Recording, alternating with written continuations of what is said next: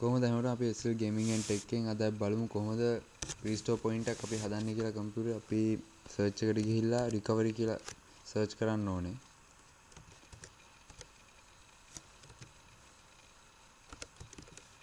recovery කියලා search කරුවම මෙතන මේ ගොඩක් අය recovery options කියන මුලින්ම එන්නේ ඒක නෙමෙයි control panel එකේ තියෙන recovery එක. ඒකට යන්න ඕනේ.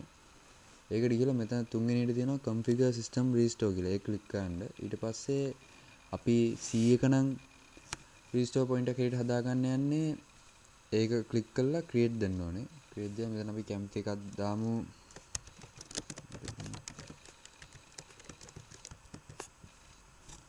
ඊට create දෙනවා. create දීලා ටිකලාවක් යනවා මේකට නම්.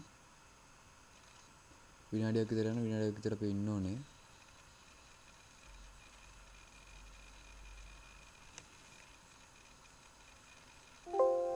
හරි ඒක වෙලා ඉවරයි. ඊට පස්සේ close දීලා okay. ඊට අපි දැන් අද 19 මේ කියමුකෝ. ඊට පස්සේ අපිට දැන් වෙන දවසකදී අපි මොන හරි මේ අද දැන් තියෙන softwares ටික අපි තියන් ඉන්නවා. ඊට පස්සේ වෙන දවසේදී ඒ software එක මකලා කොහොම හරි අපිට ආයේ software ගන්න ඕනේ නම් කියමුකෝ අපේ ඉන්ටර්නෙට් නැහැ එන්නේ ඒ වගේ මේකක් තියෙනවා තමයි කියන්නේ ඉන්ටර්නෙට් එක නැත්නම් ඊට පස්සේ මෙතන සිස්ටම් මේකටම ඇවිල්ලා open system restore දෙනවා. මේ වගේ නැත්නම් අපිට අවශ්‍ය කරන ෆයිල් එකක් එහෙම safeguard කරගන්න ඕක හොඳයි. ඊට පස්සේ මෙතන දෙවෙනි option එක choose කරන choose a different restore point කියන එක. ඊට පස්සේ මෙතන තියෙන අපි අර හදපු එක වෙලාවයි දිනෙයි ඒ ක්ලික් කරලා next දීලා ඊට පස්සේ finish දුන්න ගම කම්පියුටර් මේ restore වෙනවා තිබිච්ච විදියට.